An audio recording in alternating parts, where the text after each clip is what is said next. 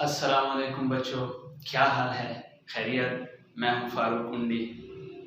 Conceptual physics में एक बार फिर आपसे मुखातिब हूं और आज ग्रेड 11th का सेकंड लेक्चर डिलीवर करने जा रहा हूं, इंतहाई ही अहम लेक्चर।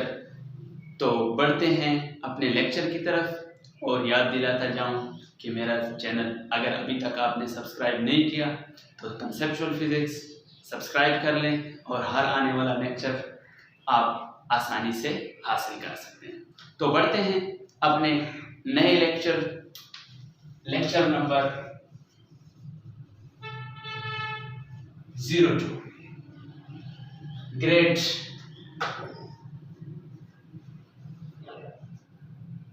11th। आज का टॉपिक फिजिकल क्वांटिटीज पे है कि फिजिकल क्वांटिटीज है क्या। फिजिकल क्वांटिटीज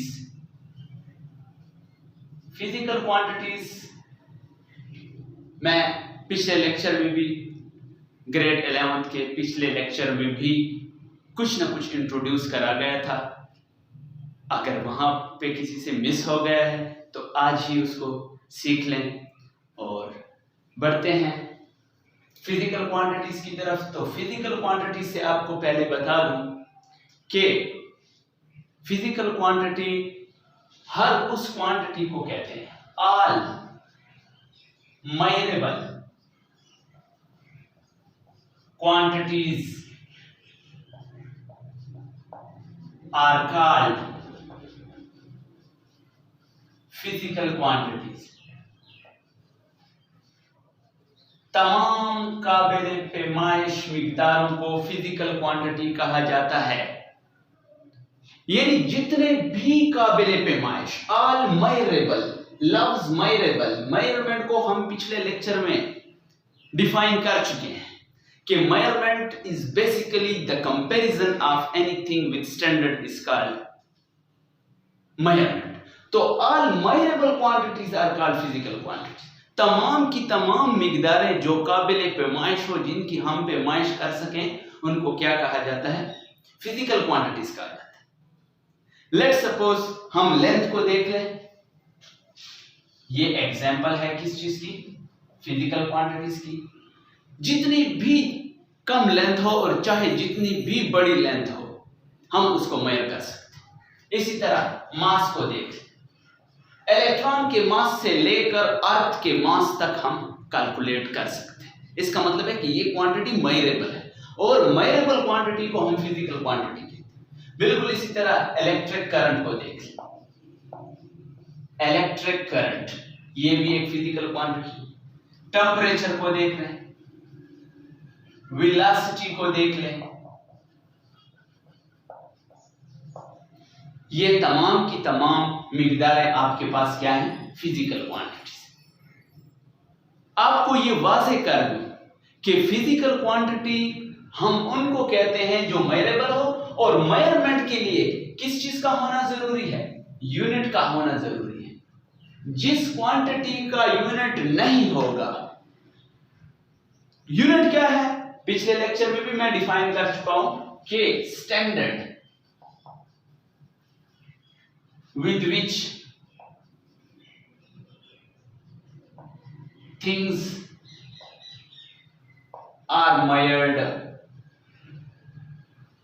हर उस स्टैंडर्ड को यूनिट कहा जाता है, हर उस स्टैंडर्ड को यूनिट कहा जाता है जिसके साथ चीजों की पैमाइश की जाती है। तो जिस क्वांटिटी का यूनिट नहीं होगा वो मेजरेबल नहीं होगी। तो यहां पे एक छोटा सा सवाल है आपसे कि right any 3 non physical quantities. किसी भी 3 नॉन फिजिकल क्वांटिटीज का जवाब लिखिए। केमिकल क्वांटिटीज नहीं होनी चाहिए, फिजिकल ना हो, यानी वो मेजरेबल ना हो। तो बढ़ते हैं फिजिकल क्वांटिटीज की तरफ। सवाल छोड़ के जा रहा हूं, आप कमेंट्स में जवाब दे सकते हैं। तो फिजिकल क्वांटिटीज तमाम मेजरेबल हो गई। मेजरमेंट के लिए यूनिट का होना जरूरी है। यूनिट बजाते खुद क्या है? एनी स्टैंडर्ड, हर वो स्टैंडर्ड जिसके साथ चीजों को मेजर किया जाता है उस स्टैंडर्ड को यूनिट कहा जाता है। फिजिकल क्वांटिटीज 3 है। ग्रेड 11th में फिजिकल क्वांटिटीज 3 है। 3 टाइप्स हैं उनकी। पहले आते हैं आपके पास base physical quantities. Base physical quantities, बुनियादी तिब्बी मिकदारें। ये कौन सी क्वांटिटीज होती हैं? These are those physical quantities. These are those physical quantities. ये बजाते खुद फिजिकल क्वांटिटीज हैं, यानी ये मेजरेबल है। With the help of which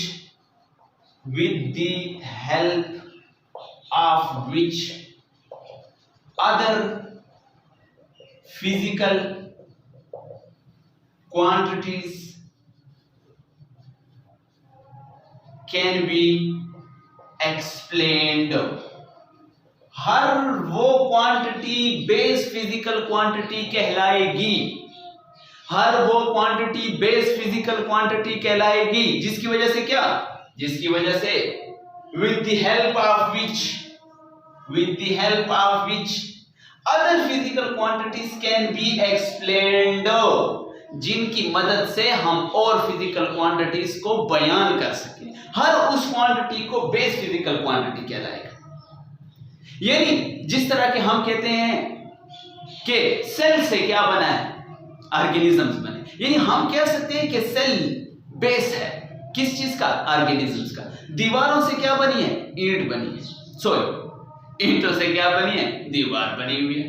तो इसका मतलब यही है कि मेजरमेंट में बस क्वांटिटीज ऐसे हैं जिनसे और बनती हैं और उनको फिजिक्स में क्या कहा जाता है? Base physical quantity. ये तादाद में 7 है। They are 7 in number. They are 7 in number. ये तादाद में 7 है। इन 7 के अलावा जो भी क्वांटिटी होगी वो बेस नहीं कहलाएगी। क्यों बेस नहीं कहलाएगी? क्योंकि उनसे और बन नहीं सकी। बेस क्वांटिटी के लिए शर्त है, बेस क्वांटिटी के लिए शर्त है with the help of which other physical quantities can be explained. तो जिनसे और नहीं बनेगी, जिनसे और एक्सप्लेनेशन नहीं मिलेगी किसी और क्वांटिटी की, वो बेस नहीं कहलाएगी। और ये तादाद में 7 है। और कौन कौन से हैं? Length, mass, time, temperature, amount of substance, electric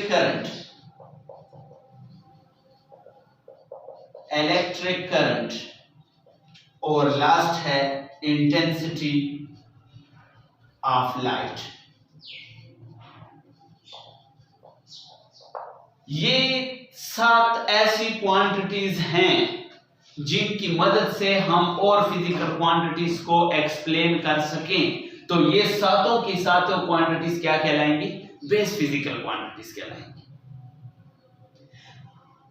इसके बाद और क्वांटिटी आती है जिसे हम कहते हैं derived physical quantity.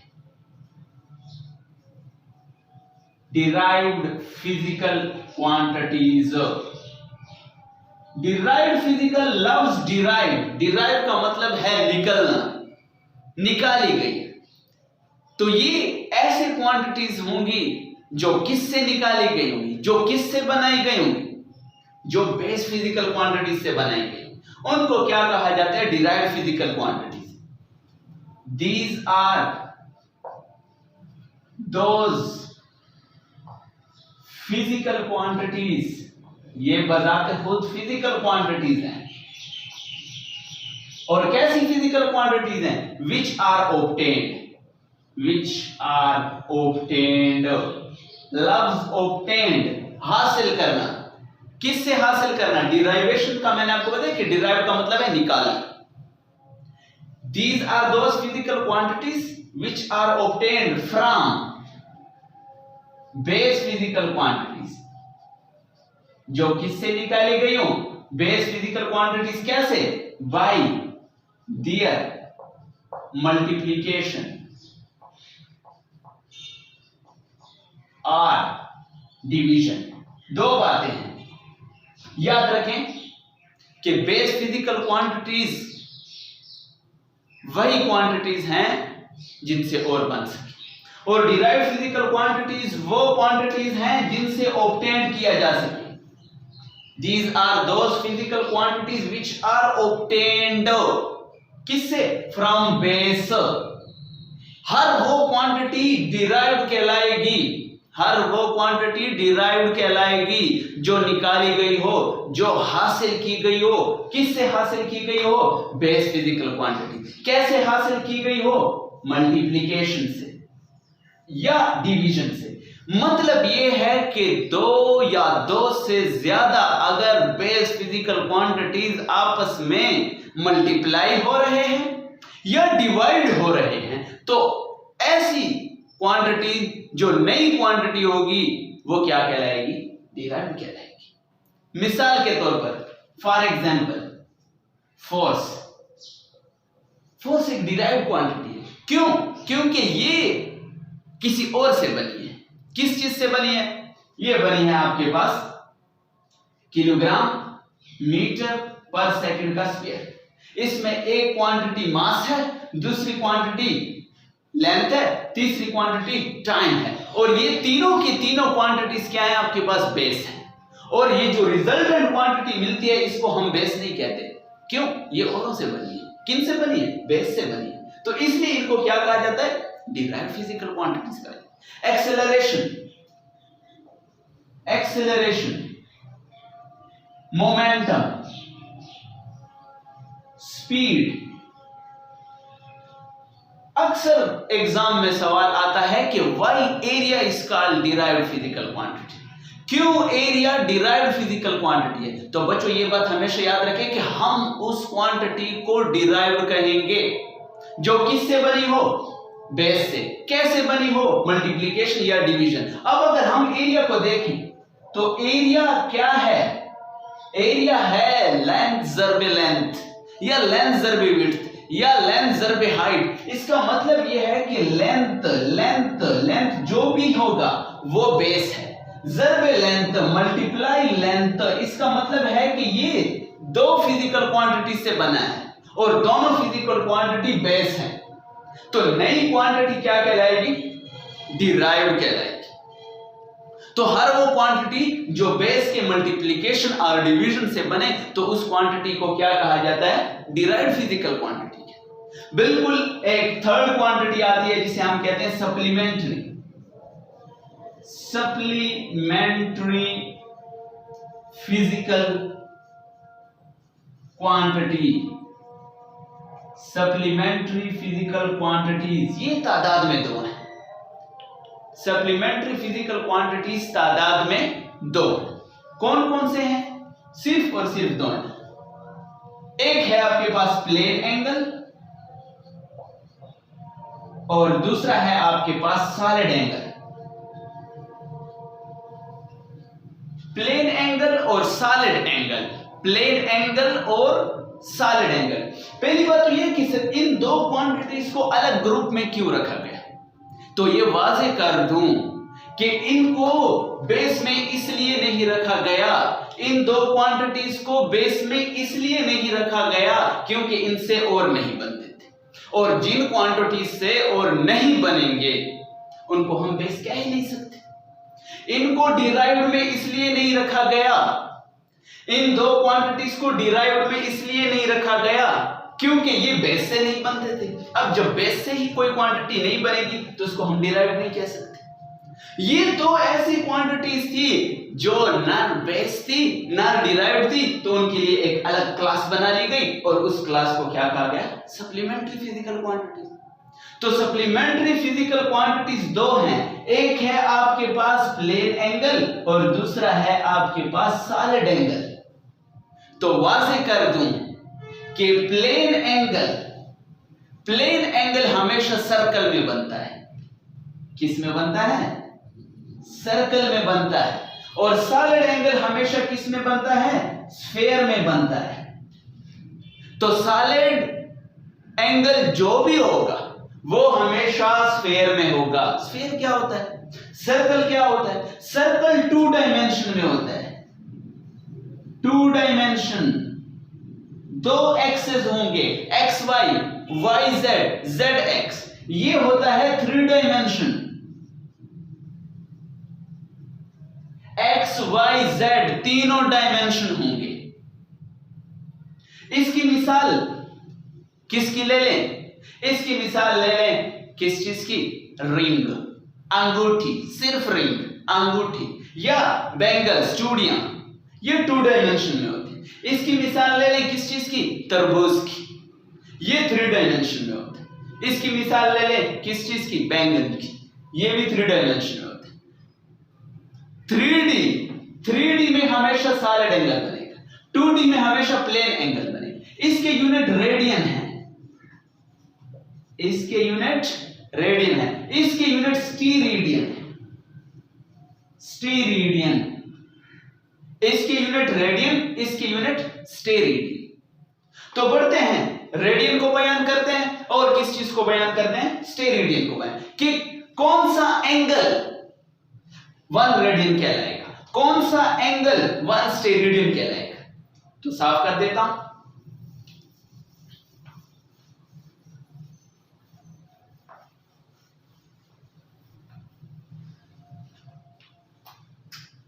Plane angle का यूनिट क्या है आपके पास? रेडियन।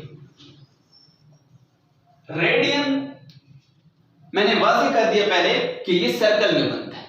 तो इट इज द एंगल या the angle subtended from the centre of the circle. वाज़ेह कर दूं, सर्कल हमने एंगल सबटेंड करना है, बढ़ाना है, एंगल ड्रा करना है किसके सेंटर से? सर्कल के सेंटर से। कैसे एंगल होगा? In such a way that arc length is always equal to the radius of that circle।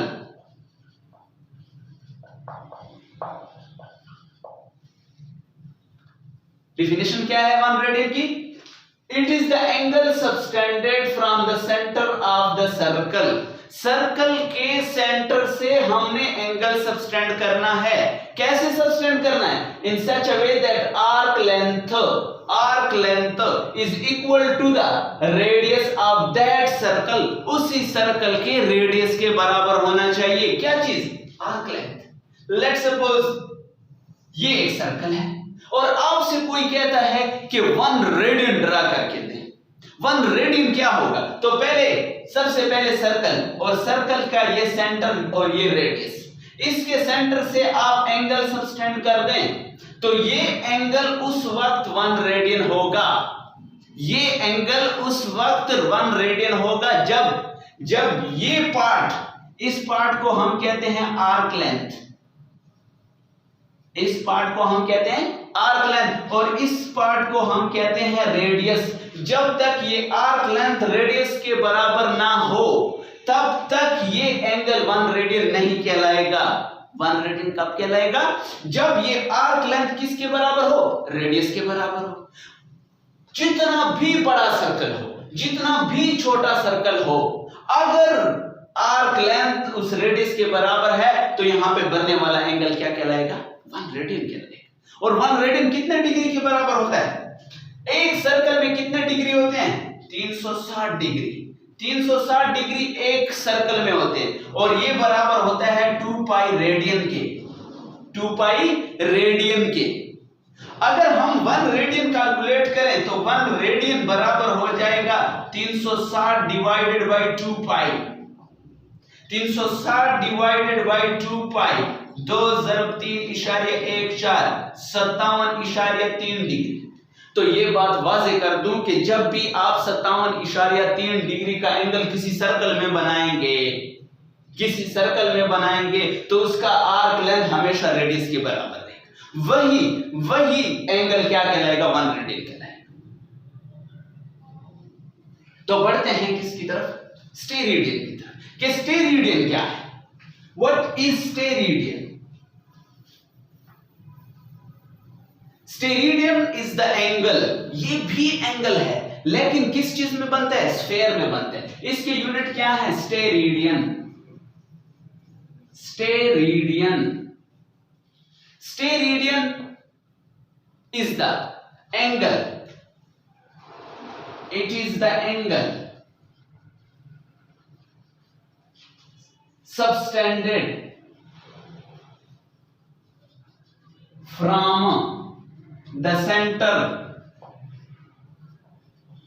of the sphere। Sphere के सेंटर से होगा, ये सर्कल के सेंटर से था, ये स्फेयर के सेंटर से है। कैसे होगा, इन सच अ वे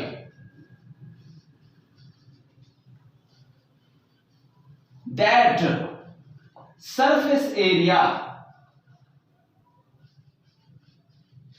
यहां पे था आर्क लेंथ, यहां पे है सरफेस एरिया, यहां पे था is always equal to, is always equal to, यहां पे था वो आर्क लेंथ रेडियस के, सर्कल के रेडियस के बराबर था। यहां पे सरफेस एरिया हमेशा बराबर होगा किस चीज के, to the square, to the square of that radius, of that radius, उस रेडियस के स्क्वायर के बराबर। तो वाज़ेह कर दूं कि ये किस चीज में बनता है, स्फेयर में बनता है। It is the angle subtended from the center of the sphere। Let's suppose हम कहते हैं ये स्फेयर है और ये उस स्फेयर का सेंटर है और इस स्फेयर का ये रेडियस है और हमने एक एंगल बना दिया, ये एंगल ड्रा कर दिया। तो याद रखें कि जब भी आप सर्कल में रेडियस, सर्कल में एंगल सबटेंड करेंगे तो आपको आर्क लेंथ मिलेगा, और जब भी स्फेयर में रेडियस, स्फेयर में एंगल को सबटेंड करेंगे तो आपको क्या मिलेगा, सरफेस एरिया मिलेगा। फुटबॉल को देख लें, उसमें जब भी आप एंगल सबटेंड करेंगे, तरबूज को देख लें, उसमें जब भी आप एंगल सबटेंड करेंगे आपको जो सरफेस एरिया मिलेगा, अगर यही सरफेस एरिया इस रेडियस के स्क्वायर के बराबर हो, रेडियस के स्क्वायर के बराबर हो, यहां पे रेडियस के सिर्फ सर्कल के रेडियस के बराबर, यहां पे स्फेयर के स्क्वायर के रेडियस जो था, रेडियस यहां पे in such a way that the surface area, कौन सी एरिया आपके पास, surface area is always equal to the square, radius के स्क्वायर के बराबर। इसको रिप्रेजेंट करते हैं थीटा से, theta is equal to S divided by R. इसको रिप्रेजेंट करते हैं ओमेगा से, और ये बराबर होता है 4 pi R square divided by R square. 4 pi R square क्या है, 4 पाई आर स्क्वायर आपके पास surface area divided by radius square. तो सरफेस एरिया को हम रेडियस पे डिवाइड करते हैं, यहां पे आर्क लेंथ को रेडियस पे, एस क्या है, आर्क लेंथ है, रेडियस आर है, तो 4 पाई रह जाएगा और आर स्क्वायर क्या हो जाएगा, कैंसिल हो जाएगा। तो 4 ज़रबे 3.14, 4 ज़रबे 3.14 से क्या जवाब आएगा, 4 4 16, आसे 1 4 1 4 और 1 5, इशारे 4 3 12। तो एक स्टेरेडियन 12.56 डिग्री का होगा। 2 स्टेरेडियन 2 के साथ मल्टीप्लाई कर दें, 3 स्टेरेडियन के लिए 3 के साथ मल्टीप्लाई कर दें। बिल्कुल इसी तरह यहाँ पे हर रेडियन, हर एक रेडियन 57.3 और हर एक स्टेरेडियन 12.56 पे। तो ये थे सप्लीमेंट्री क्वांटिटीज। एक क्वेश्चन भी मैंने छोड़ा हुआ है और एक चीज और भी छोड़ के दे दूं, एमसीक्यूज। और ये एमसीक्यूज क्या होगा, अगर एक सर्कल का radius, if the radius of a circle is about, बल्कि is 4 centimetre, and arc length is also 4 centimeter, then 1 radian is equal to, तो 1 रेडियन कितने के बराबर, कितने के बराबर होगा? जब उसका रेडियस कितना है 4 सेंटीमीटर, उसकी आर्क लेंथ कितनी है 4 सेंटीमीटर। तो इंशाल्लाह अगले लेक्चर पे आएंगे, सिस्टम इंटरनेशनल पे आएंगे, प्रीफिक्सेस पे आएंगे और चलते जाएंगे आहिस्ता आहिस्ता। तो ये था आज का टॉपिक, फिजिकल क्वांटिटीज के साथ था। जितनी भी फिजिकल क्वांटिटीज हैं वो हमने पढ़ ली हैं, बेस, डिराइव्ड और सप्लीमेंट्री। उम्मीद है कि आपको समझ आई होगी। तो एक बार फिर याद दिला दूं आपको कि मेरा चैनल सब्सक्राइब करना ना भूलिएगा, क्योंकि आगे इंतहाई अहम लेक्चर्स आ रहे हैं, ताकि कोई भी लेक्चर आपसे मिस ना हो जाए। तो मिलते रहेंगे इंशाल्लाह। अल्लाह हाफिज।